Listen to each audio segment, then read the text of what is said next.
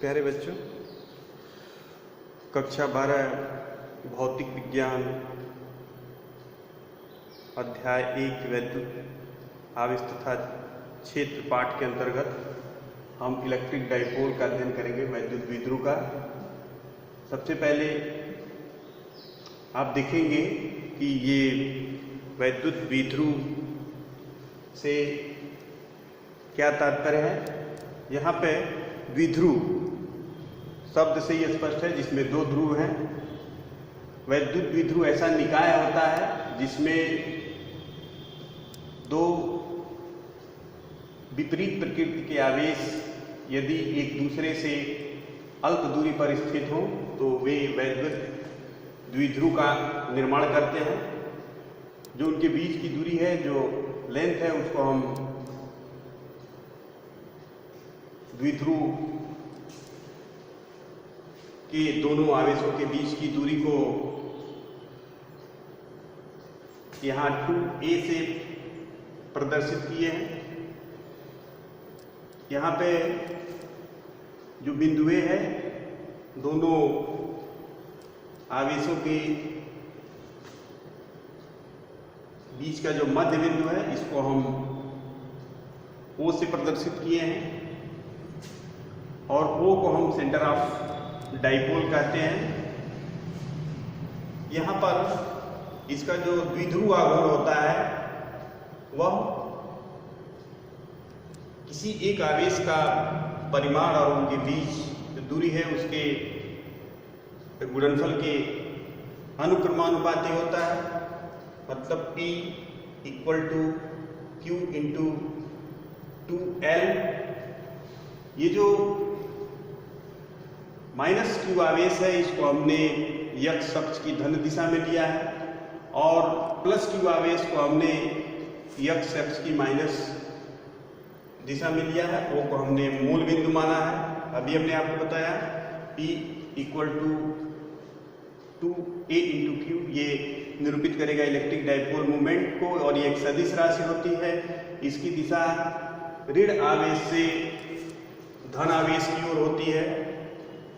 अब यहाँ पर हम इस द्विध्रुव के कारण वैद्युत क्षेत्र की गणना करेंगे। दो पार्ट में इसकी गणना हम करेंगे।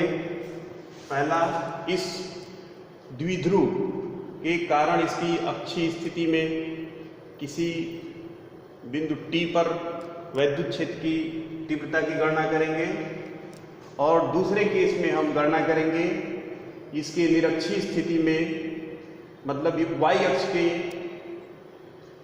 किसी बिंदु पर वैद्युत क्षेत्र हम निकालेंगे। सबसे पहले हम यहाँ निकालते हैं इसके अक्ष पर स्थित किसी बिंदु T पर वैद्युत क्षेत्र की तीव्रता।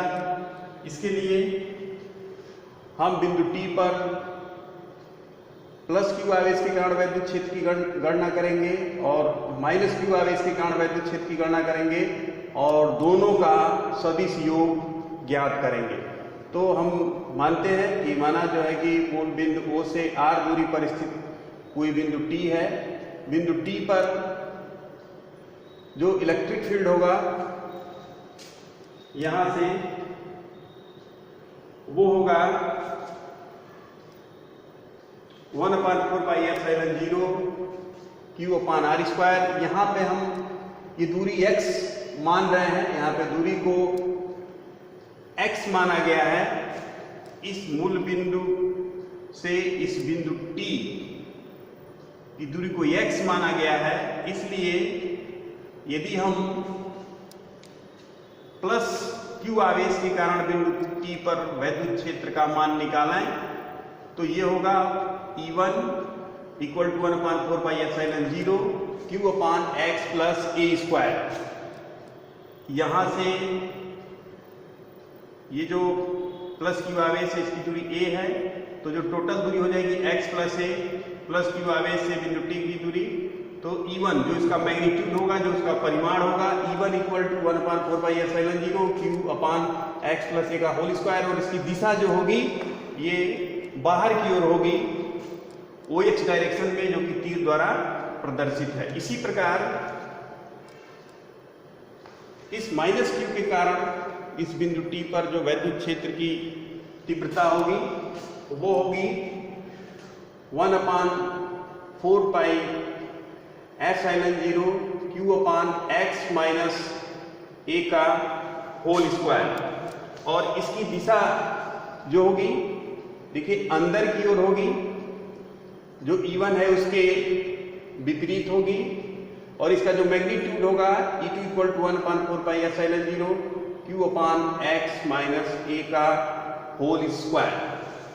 अब यदि हम इस पे रिजल्टेंट इलेक्ट्रिक फील्ड निकालें तो इट विल बी E = यहां पे आप देखेंगे जो E2 है इसका मैग्नीट्यूड अधिक है और E1 है जो इसका मैग्नीट्यूड कम है, तो हम क्या करेंगे, रिजल्टेंट इलेक्ट्रिक फील्ड होगा E = E2 माइनस E1।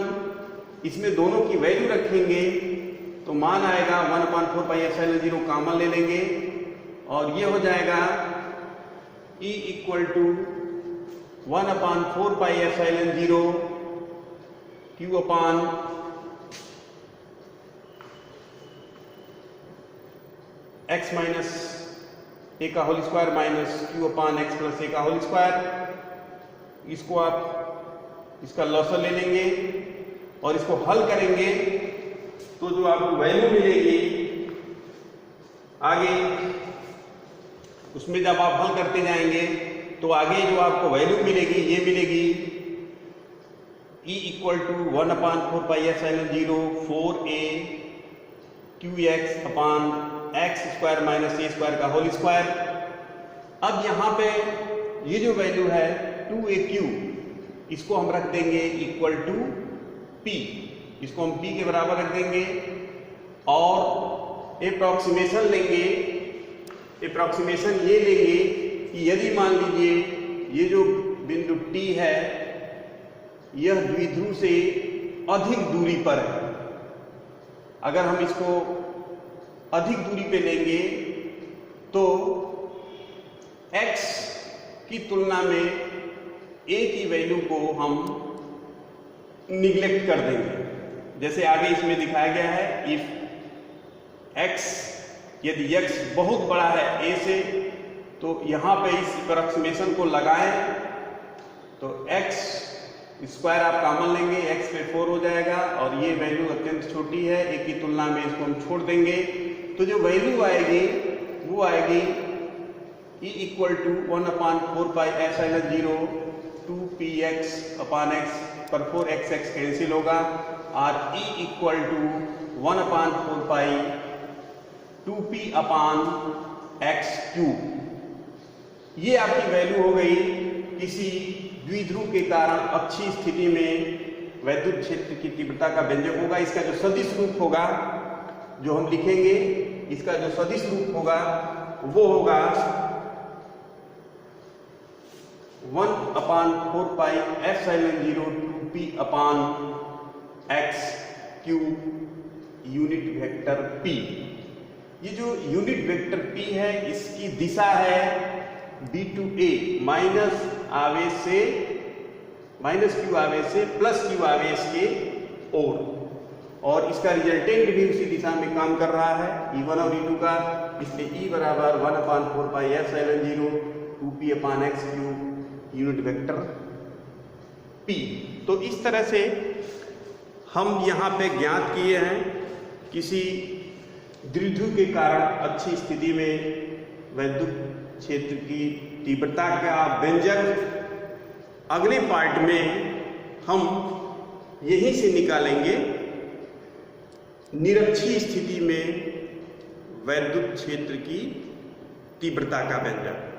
तो प्यारे बच्चों, इस पर आधारित आप इसको हल करेंगे। जो भी चीज मैं आपको बता रहा हूं इसके साथ साथ मैं आपको नोट्स भी इसके साथ में देता हूं, तो उस नोट्स को आप उतारेंगे। मैं संक्षिप्त नोट आपको देता हूं, आप बुक से और जो चीजें उसमें दी गई हैं उसको आप नोट करेंगे, इस पर आधारित न्यूमेरिकल्स लगाएंगे। तो अगले पार्ट में जो इसका पार्ट 2 है, विद्युत द्विध्रुव के कारण निरक्षीय स्थिति में वैद्युत क्षेत्र की तीव्रता, इसको हम अगले पार्ट में ज्ञात करेंगे।